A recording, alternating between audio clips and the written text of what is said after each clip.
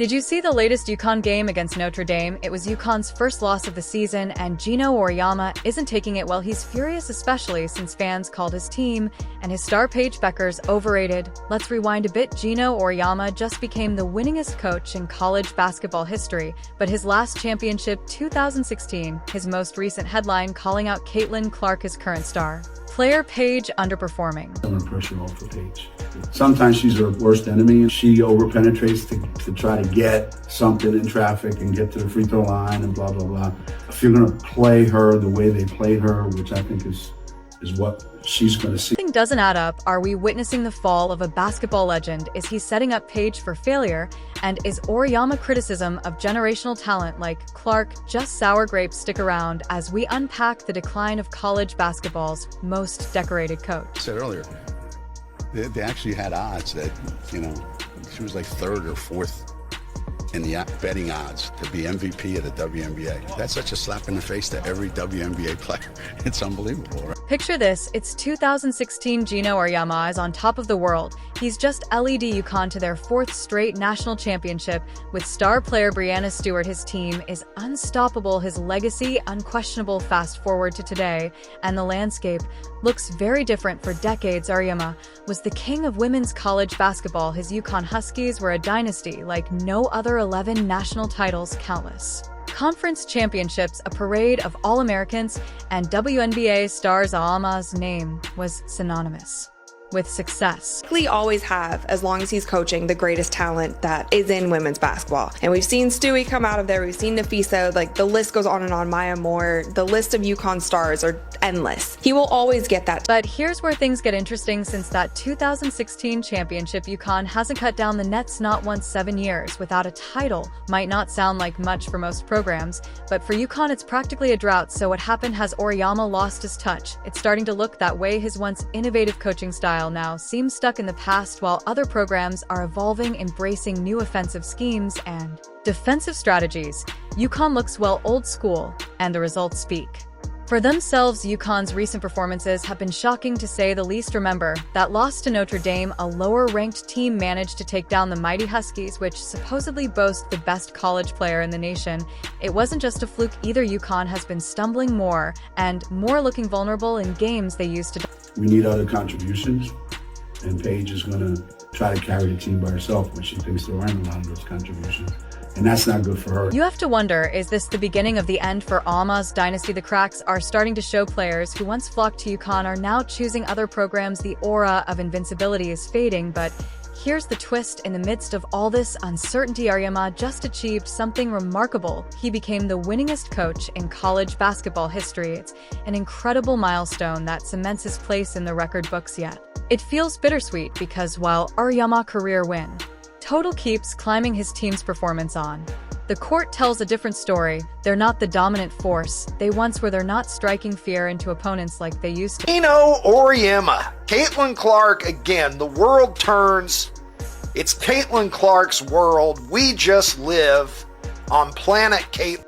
So we're left with a paradox, a coach reaching the pinnacle of individual achievement while his program shows signs of decline. It's a fascinating moment in basketball history, watching a legend grapple with a changing landscape.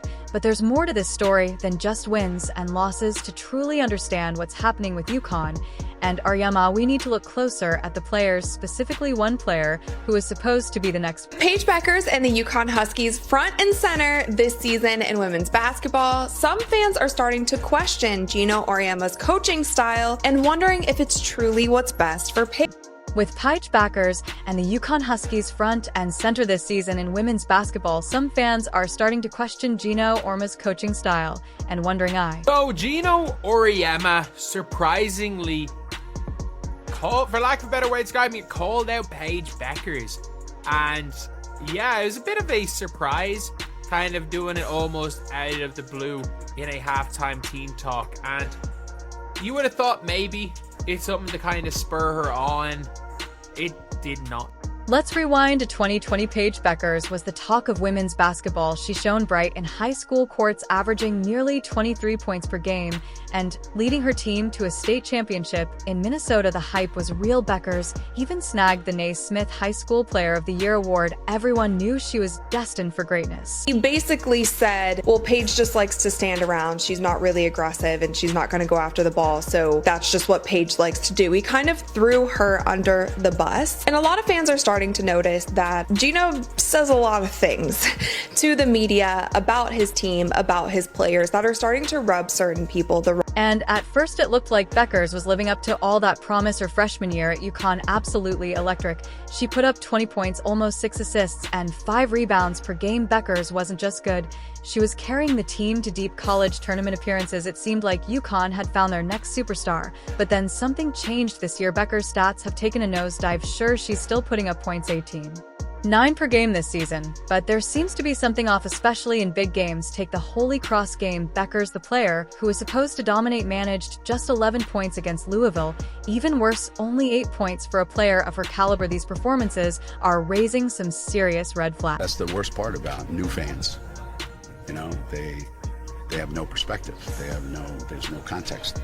So they just say ridiculous nonsense. So what's going on? Basketball analysts have some theories. One big issue they're pointing to is Bueckers' lack of aggression on the court. She's playing passive, deferring to teammates instead of taking control. It's like she's lost that instinct that made her so special. But here's where it gets interesting. Is this all on Bueckers?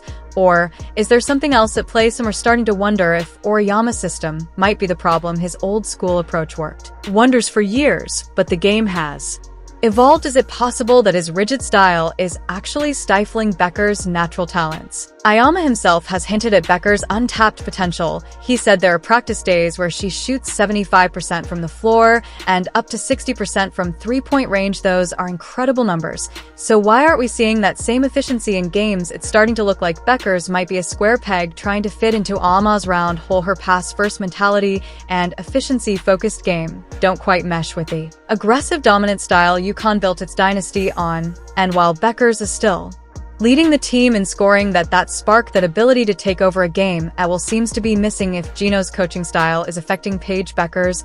And the Paige Bueckers puzzle is far from solved. But as we watch her struggle to reach her full potential, it's hard not to wonder if UConn's system is part of the problem. Are we witnessing a clash between old school coaching and new school talent? While Bueckers and UConn try to figure things out, there's another story unfolding, because across the country another young star is showing exactly what can happen when talent meets the right system. If you've made it this far and are enjoying the video, don't forget to like, subscribe, and turn on all notifications. We know watching this video takes some of your time, and we appreciate you. Now back to the action. That's the worst part about new fans. You know they have no perspective. There's no context, so they just say ridiculous nonsense. While one star struggles, another shines brighter than ever. Remember when Geno Auriemma said CaitlinClark's game wouldn't translate to the WNBA? Well, he's probably wishing he could eat those words right about now. Oh wait, he just did on live TV. The college career that Caitlin had, they ignited a tremendous amount of attention, an incredible phenomenon that very rarely happens, and it's certainly changed the landscape, no question. Before Clark even stepped foot on a WNBA court, Auriemma was quick to dismiss her potential impact. He claimed her style of play wouldn't work at the pro level. He even went as far as to say her fans were delusional about her prospects. Talk about a cold take.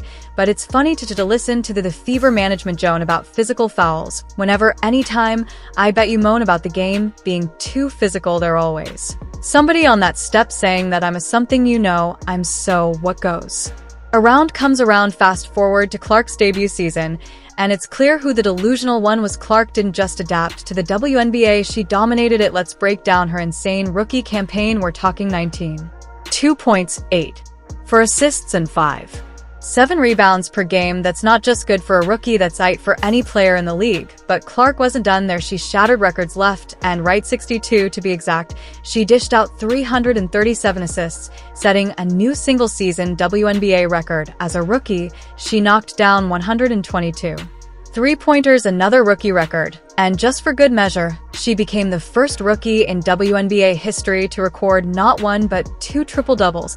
And it wasn't just the fans taking notice. Clark's peers in the WNBA were quick to sing her praises. Even Paige Bueckers herself had to give credit where it was due. Bueckers said Caitlin brought so much new attention to the rise in women's college basketball and the WNBA and women's sports in general.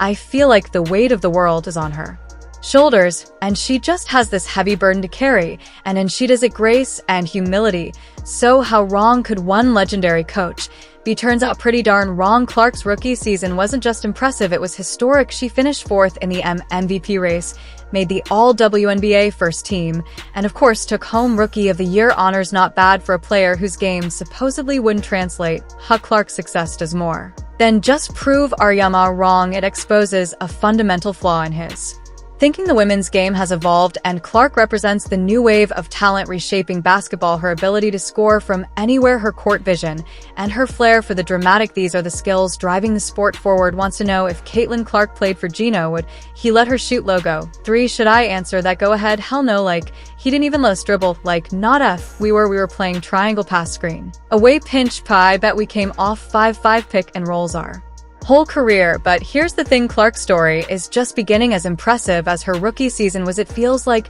she's only scratched the surface of her potential, and that should have the rest of the league shaking in their sneakers.